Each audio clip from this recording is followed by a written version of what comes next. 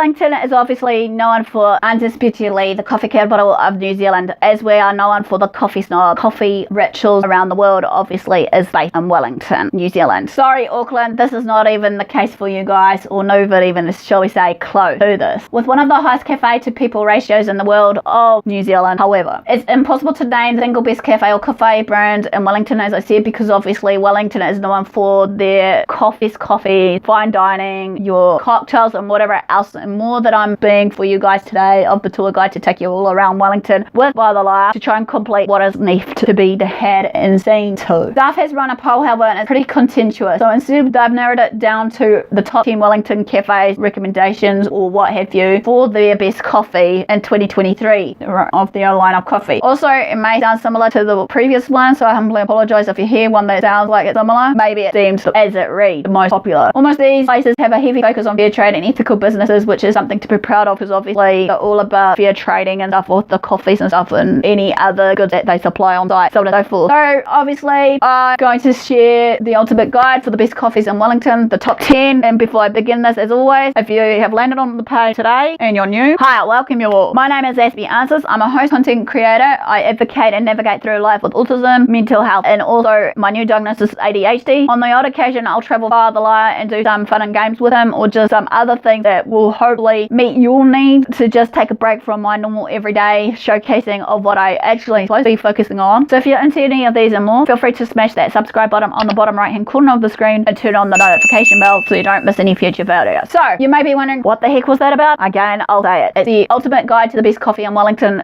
of the year 2023 recommendations by me and so many others that you may have seen and heard about. So the very first one is number 1, Aspie. Apologies if I'm going to butcher some of these pronunciations. It's been a while since I've spoken certain languages, so if I do come across a bit dumb, please forgive me, because obviously we are learning something new every day. So if anyone out there that is in that language, please maybe find a way to correct me, because I'm always here to learn something new, be it a new language or customs or whatever, because like I said, I'm trying to be as inclusive as possible. So the very first one, as I said, Lafayette, I might be wrong how to pronounce it, and where to find it, obviously 27 College Street in Te Aro, which obviously will have a map above me like any other places of locations of recommendations of what I'm sharing with you all. As I said, this is obviously across the road from Mill Wilson's on Cooper Street, where FireTheLier obviously will pass to get something for him and I to have on one of our nights. I probably feel like the best spot on list for the food offering to you guys is one of the best brunches in Wellington, but again, as I said, I've shared my top 14 or so listings of the best food or restaurants and cafes in Wellington, which will be linked in the icon in the description box below you, so that you can have a look at it and you can judge for yourself if I'm right or wrong, and you can add your take on it if you've been to Wellington and want to do a food recommendation or restaurant recommendation or whatever it may be. So, and they're saying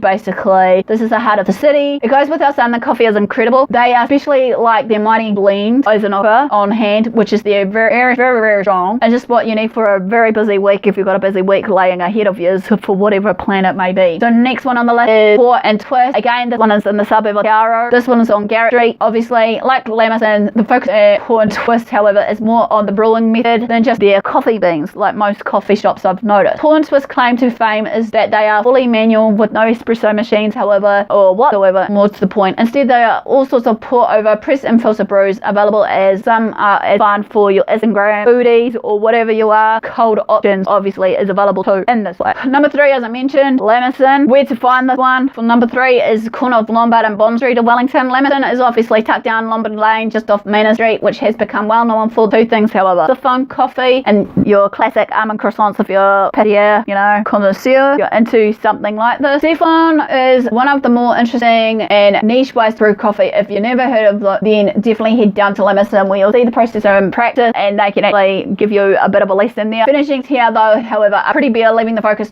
entirely on the coffee itself, which definitely lives up to their expectations. Number 4 on the list is Customs. I've mentioned this before. You can find them in the suburb of Te Aro. Customs is an absolute Wellington institution used every weekend, however, for the popular customers that comes in all the time. It's the flagship of Coffee Supreme, although they have their own dedicated location, however, in the Midland Park is another one. They might go out on a limb here and say Supreme is their favourite Wellington coffee. Their Boxer blend is a must try, however, as a recommendation here. Customs has also a small but top food menu, including fancy toast and donut. Havana is number 5. This again is in the suburb of Te Aro. It's obviously in Tory Street of Te Aro. Havana Runner is bright and fun with colourful packaging and fun names with their factory on Tory Street. Right, it's a haven for all things that are coffee, hence the name Havana Coffee. Obviously is one of their blends. They have an open door policy, so you can just wander in and see the roasting and grinding process like most coffee shops I've seen in action, which is pretty cool for the, you know, coffee fiends who are really into their coffee, like myself. And also number 6, People's Coffee. So you may be wondering where to find this one. This one is in Newton of Wellington and also in Te Aro in Wellington. So there are two. People's Coffee has obviously the two Wellington locations, as I said, but that both of them have different vibes to their coffee shop. The Constable Street one, based in Newton, obviously is their flagship, which is pure known for, or with their hit of vibes, where in the Luke's Lane of is much more urban, where you're likely to see remote workers with their laptop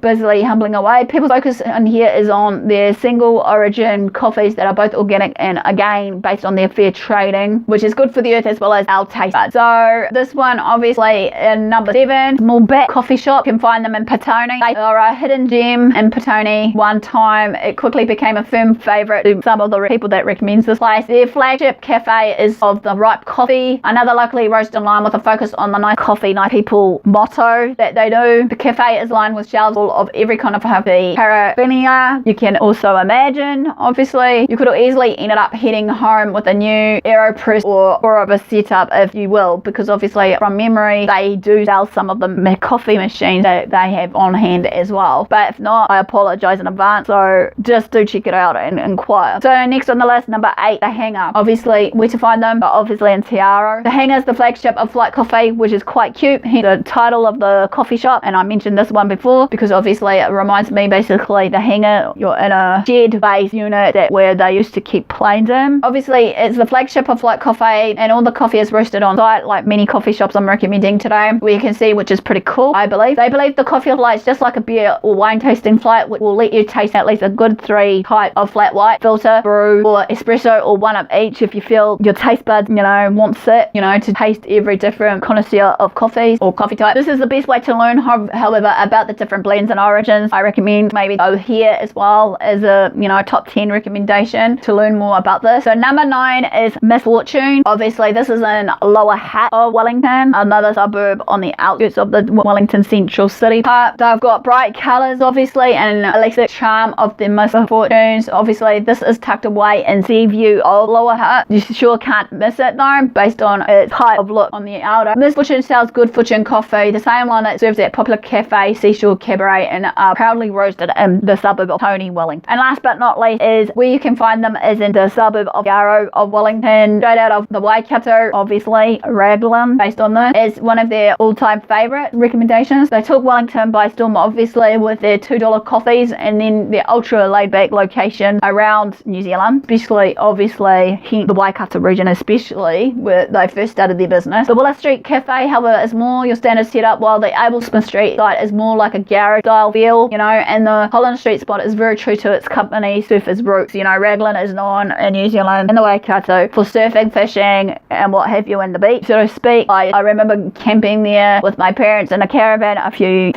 many years ago when I was a young child, hearsay, and I recommend that spot because obviously they used to be well known for good fish, you know, and what have you in their beach scenery if you're into that. So, but don't let this looks put you off. This is an A+ coffee, you know, shop. Their system here is that you can pay for 10 coffees at once if you want to, so you get a little loyalty card like most coffee shops I've seen so far, recorded in a book, and that you can cross off each one each time you come in, if you will, so to speak. So this quickly is a real short video based on the top 10 coffee shops. Hopefully you enjoyed it. Smash a like if you did. Comment below for those who are watching this today that if you've been in Wellington or anywhere in New Zealand and you want to recommend a place on a theme that you deemed as a, not an argument but a discussion based on how you feel is the best place to recommend for others, if they're still around or whatever, feel free to start the conversation below. So before I leave you guys today, as I said, there's 2 videos. One up above me will be the popular upload or best. Second one will be based on the playlist of FireTheLier and I travels versus myself traveling on my own in some parts in 1 year.